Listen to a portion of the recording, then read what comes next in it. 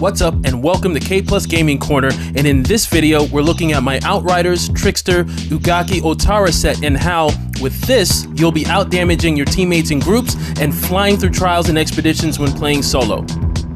For a long time I've actually completely ignored this set because the set bonus never piqued my interest. But as I'm piecing together my Shield Beast Trickster set and forcing myself to get used to using Venator's Knife, I'm realizing this Ugaki set might actually be really viable based on the mods this armor set already comes with. Getting right into it and looking at the skills, as mentioned, we're using Venator's Knife, which is on a 4.2 second cooldown, hitting up to 5 enemies every time we throw our knives out, dealing a bit of damage and also slowing them down. Plus, for 20 seconds after you've marked them with the knife, the first damage they take will be doubled. Then we have Twisted Rounds and Hunt the Prey, which is going to work together synergistically with your Venator's Knife, since with the set bonus, anytime you hunt the prey onto an enemy that's marked with a Venator's Knife, it doesn't set off the cooldown for the Hunt the Prey, meaning you can zip around the battlefield almost indefinitely as long as you keep throwing out your knives. In my honest opinion though, this set bonus could use some more juice, since it plays as more of a luxury than a compelling boost. Hunt the Prey is already on a really low cooldown, it's back in seconds anyway, plus World Slayer introduced a new Hunt the Prey mod, Hyperloop, which gives almost the same effect of allowing you to seemingly be everywhere at once, since with that, you can use Hunt the Prey twice before triggering a cooldown. In any case, this build is still really fun to play and can give you something different to the usual Edge of Time and Shield Beast builds. Getting into the build and starting with the weapons, we only need to focus on our primary weapon since we're using Twisted Rounds and won't be switching to our secondary weapon or pistols at any point. This Ugaki set gave me a great opportunity to put together a nice shotgun build, and I'm using a great purple automatic shotgun, slug variant, that rolled with Fortress in the APOC slot and came with Anomaly Enhancement, which is boosting my firepower based on my anomaly power. The third mod is Flexible. I've been playing around with Ravenous Locust recently since it's something different, and to my surprise it actually outperforms some other more popular choices like Shadow Comet or Claymore Torrent. It also applies weakness to enemies, making them deal less damage to you, and getting weakness out there will be useful based on a mod I have on my gloves, which I'll explain shortly. Really, the weapon you use is up to you, but I love this gun. The only thing I wish is that it came with close range damage instead of long range, but you take what you can get.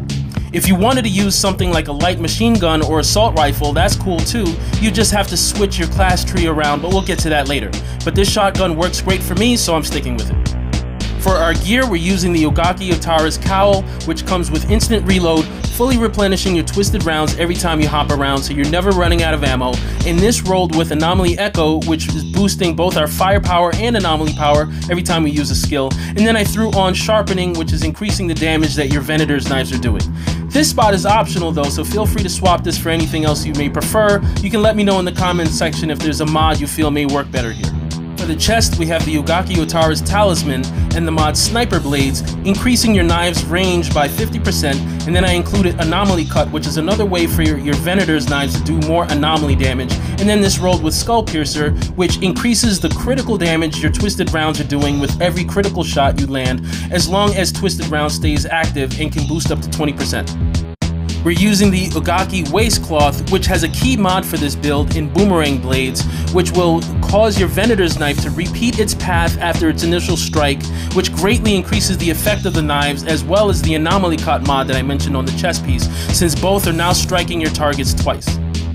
These rolled with Trophy, which is a great way to make sure your shield is always at its maximum, since it makes enemies you shoot that are hit with the knife drop energy orbs that grant you shield. And then I threw on Captain Hunter. Whatever build you're running, you always want to find a way to make room for this, since any extra damage you can do to elites is always welcome. For my gloves and boots, I'm going purple with Anomaly Power, which is a zag. I assume most people will probably be looking for bonus firepower, but I figured I'd rather the AP since I can boost my firepower through the Anomaly Enhancement mod on my shotgun anyway, and it's helping my Venator's Knives be more effective at dealing damage.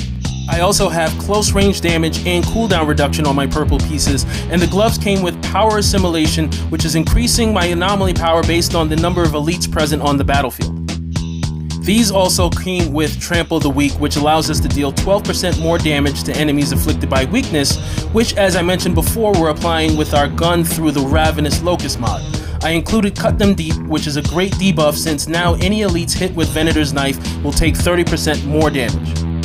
On the boots, these came with Misery, which will double the mark duration of your targets, giving you more time to get to them and deal that damage. And then they rolled with Hive Cut, which is a new Venator's Knife mod, which gives sort of a damage link kind of effect. It shares 50% of the initial damage to other enemies in a 6-meter radius that are also marked by the knife. I included Danger Close since we're always in close range to enemies. It increases your anomaly power by up to 24% and will work great with one of the Pax Tree nodes, which I'll explain once I get to that.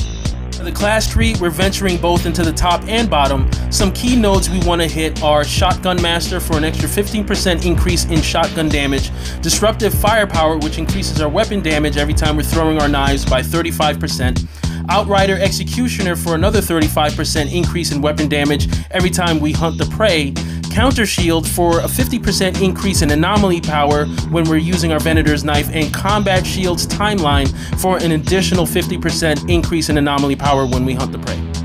As mentioned previously, if you decide not to use a shotgun, or maybe you have a better assault rifle or submachine gun, you'll want to switch out Shotgun Master for Assault Master. Looking at the Pax Tree, we're up top and grabbing Damaged, where basically shooting enemies with your twisted rounds is increasing your damage by 10%, Adaptation, which grants 15% anomaly or firepower whenever you use a skill. In our case, it's usually going to be firepower, but it could be AP depending on what's going on, what you have ramped up. And then really important is Great Expanse, which extends the distance considered to be close range, working really well with the Danger Close mod, so you almost always have that extra 24% extra anomaly power. And then there's Quantum Entanglement, which is like having ultimate damage link in a way, since it's sharing 30% of your weapon damage to all enemies in close range. It's a great area of effect mechanism. Since our close range is covering a larger area, it means you won't have to spend time chasing enemies down one by one. As you're shooting one enemy, everyone around them is also taking damage. You can clear out entire rooms much quicker. One thing of note though is when you get to the Arbiters in the trials, you want to switch out Quantum Entanglement and instead get to Spectral Spike, since that's much better for single target engagements and boss fights with the extra damage that does. With the Ascension points, the main things you want to focus on here are anomaly damage, anomaly power, weapon damage, and damage against elites. Spending some time in the endurance area would also be a good idea, since you'll be spending a lot of time right in the thick of battle. That's the build. I really appreciate you watching, and coming up next I have a few more Trickster sets I want to dive into, including Edge of Time, Terminal Velocity, and I should finally have my Shield Beast ready shortly, so either way, make sure you're subscribed, also hit that like button, and until next time,